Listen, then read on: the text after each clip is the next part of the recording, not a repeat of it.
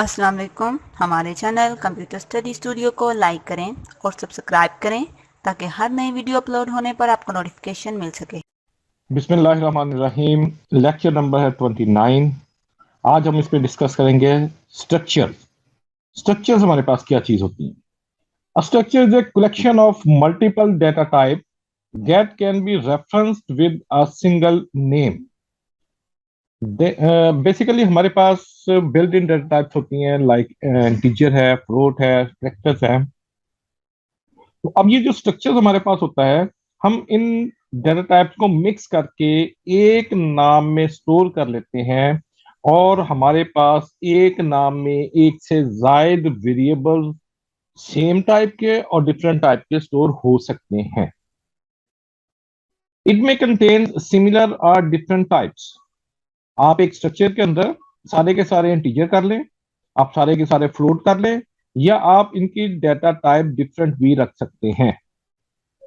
The data items in a structure are called structure members, elements or fields. इसमें जितने भी items हम use करेंगे उनको मेंबर्स, एलिमेंट या फील्ड का नाम देते हैं। The structures are used to define new data types.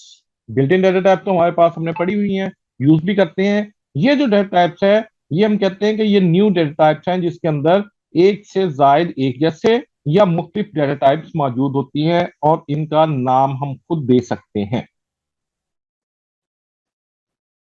The user can define a new data type that may contain different types of data. A simple variable can store a single value at a time. एक integer है, आप उसमें एक वक्त में एक single values को store कर सकते हैं।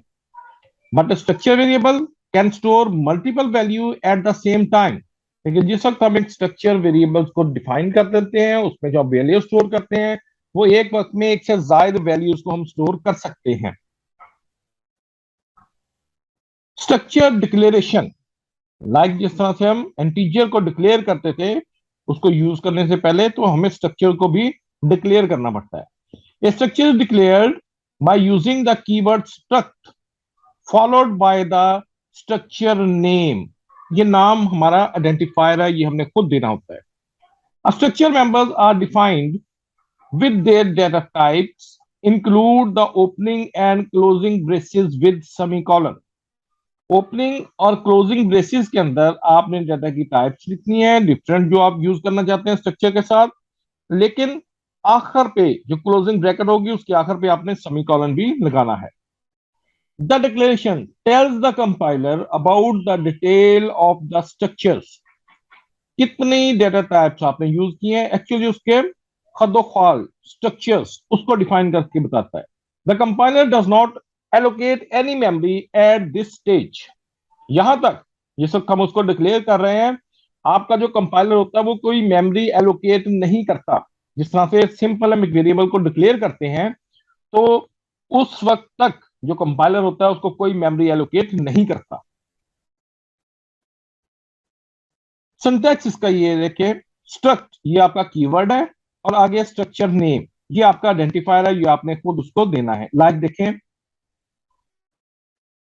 सबसे पहले आपने ब्रैकेट शुरू की, डेटा 1 आइडेंटिफायर 1 पहला नाम आपने दे दिया, data type data type 2 identifier 2। इस तरह से आप जितनी मर्जी यहां पे डेटा की टाइप्स यूज तब्दील करके देते हैं और साथ साथ उनका आइडेंटिफायर भी चेंज करके देते हैं और आखिर पे आपने सेमीकोलन को लगाना है। स्ट्रक्ट ये हमारे पास कीवर्ड है, स्टूडेंट स्ट्रक्चर का नेम या इसको आप आइडेंटिफायर का नाम भी देते हैं, ब्रैकेट आपकी शुरू हुई, एंड रोल नंबर, मार्क्स। यहां पे हमने दो इंटीजर टाइप वेरिएबल डिक्लेयर किए, फ्लोट, एवरेज। इसमें आपके पास जो डाटा होगा वो फ्रिक्शन वाला स्टोर होगा। तो एक्चुअली ये तीन वेरिएबल हमने यहां पे अभी तक डिक्लेयर किए। ये ब्रैकेट, क्लोजिंग ब्रैकेट आ गया, सेमीकोलन। ये हमारा एक स्ट्रक्चर कंप्लीट हो गया है। ये एक्चुअल हमें क्या बताता है कि हमारे पास जो एक स्ट्रक्चर हमने डिफाइन डिक्लेयर किया है उसका नाम है स्टूडेंट। उसके अंदर दो हमारे पास जो वेरिएबल्स हैं वो इंटीजर टाइप्स है, एक का नाम रोल नंबर, दूसरे का नाम है मार्क्स। और एक वेरिएबल हमारे पास है फ्लोट जिसका नाम है average. The above structure contain 3 variables. मैंने बताया था कि ये 3 वेरिएबल इसमें हैं। The above declaration has created a new data type name student. अब ये आपके पास एक नई डेटा टाइप बनी है, इसका नाम है student. A variable of student data type can store 3 values at one time. एक वक्त में ये 3 वैल्यूज को स्टोर कर सकता है, 2 इंटीजर टाइप और एक फ्लोट टाइप। डिफाइन डिफाइन हमने कैसे करना है? The structure variables can be defined after the declaration of the structure. सबसे पहले आपने उसको डिक्लेयर करना है, उसके बाद आपने उसको डिफाइन करना। The process of defining a structure variable is same as defining a normal variable of basic type like integer, floats, etc. वो कहता है कि सिंपल वही है, इसको डिफाइन करने का तरीका है जिस तरह से हम नॉर्मल अपने जो बिल्ट इन वेरिएबल्स हैं लाइक इंटीजर है, फ्लोट है, उनको हम डिफाइन करते हैं। The definition tells the compiler to allocate memory space for the variable. मकसद यहाँ पे उसको डिफाइन करने का हमारे क्या था कि हम कंपाइलर को बताना चाह रहे हैं कि ये जो स्ट्रक्चर हमने यहाँ पे अब बना लिया है, उसको डिक्लेयर कर लिया है, इसको मेमोरी में स्पेस कितनी चाहिए ताकि इसमें वैल्यूज को स्टोर किया जा सके। The compiler automatically allocates memory according to the elements of the structure. कितने उसमें इंटीजर्स हैं, कितने फ्लोट्स हैं, कितने कैरेक्टर्स हैं, इनके मुताबिक फिर इनको टोटल करेगा और इसके मुताबिक आपको एक स्पेस एलोकेट कर देगा मेमोरी में ताकि ये एलिमेंट्स वहां पे जाकर स्टोर हो सके। सिंटैक्स इसका स्ट्रक्चर नेम आइडेंटिफायर। अब डिक्लेयर भी कर लिया, डिफाइन भी कर लिया, एक्सेस हमने कैसे करना है? Any member of the structure variable can be accessed by using dot operator. The dot operator is also known as member access operator. दो नाम है इसके, या आप इसको डॉट ऑपरेटर कह लें या आप इसको मेंबर एक्सेस ऑपरेटर कह लें। मकसद इसका क्या है कि वो जो आपके एलिमेंट्स हैं स्ट्रक्चर के, उनको हमने एक्सेस करना है। The name of the structure variable is written on the left side of the dot. Dot के लेफ्ट साइड पे आपने क्या किया? स्ट्रक्चर वेरिएबल का नाम लिखा। while the name of the member variable, जिसको आप असेस करना चाहते हैं उस स्ट्रक्चर में से, जैसे लास्ट हमने 3 वेरिएबल वहां पे मेंबर्स डिक्लेयर किए थे, उनमें से किसको हमने एक्सेस करना है? कहता है कि while the name of the member variable is written on right side of the dot, dot के राइट साइड पे अपने मेंबर का नाम लिखना है।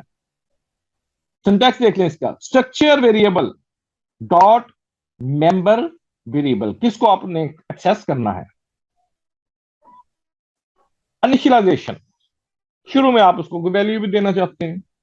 The process of assigning value to the member variable of structure is called initialisation of structure variable. जैसे हम normal variable declare करते थे और उसको कोई इनिशियल वैल्यू दे देते थे, सेम वो कहता है कि आपने अब स्ट्रक्चर्स के जो मेंबर्स हैं उनको इनिशियलाइज करना। कैसे करेंगे?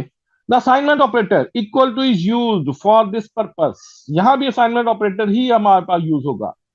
The declaration of the structure variable is specified on the left side of assignment operator.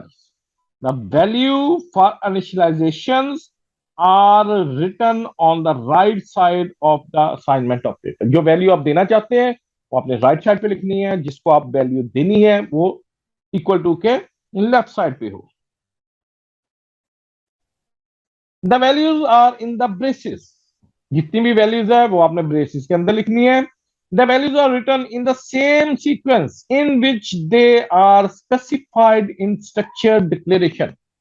देखिए जिस तरतीब से आपने अपने स्ट्रक्चर्स के अंदर इनको डिक्लेयर किया था, आपने जो वैल्यू है वो भी इसी तरतीब से देनी है। लाइक मैंने पहले 2 इंटीजर डिक्लेयर किए थे और बाद में फ्लोट डिक्लेयर किया था, तो अब जब मैं इनकी वैल्यू दूंगा तो पहले मैंने 2 इंटीजर वैल्यू देनी है और उसके बाद फ्लोट वैल्यू दूंगा। Syntax structure name identifier is equal to value 1 value 2 up to जितनी वैल्यूज भी आपके उस स्ट्रक्चर में है आप यहां पे उसको दे सकते हैं। Assigning one structure's variable to another. एक हमारे पास हमने स्ट्रक्चर बना लिया है, इट मींस कि एक नई डेटा टाइप हमारे पास बन गई है, वो हम किसी दूसरे स्ट्रक्चर्स को देना चाहते हैं। Structure variable can be initialised by assigning an other structure variable to it by using assignment operator.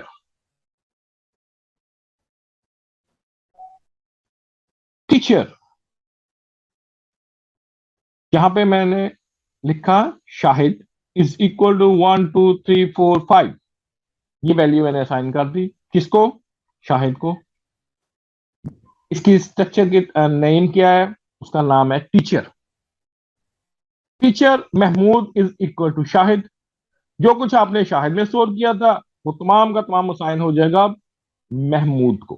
तो इस तरह से आप जो एक नई डेटा टाइप बना लेते हैं उसको आप किसी दूसरे डेटा टाइप के वेरिएबल को असाइन कर सकते हैं। Thanks for watching the lecture. इंशाल्लाह मिलते हैं नेक्स्ट लेक्चर में। उस वक्त तक के लिए अल्लाह हाफिज।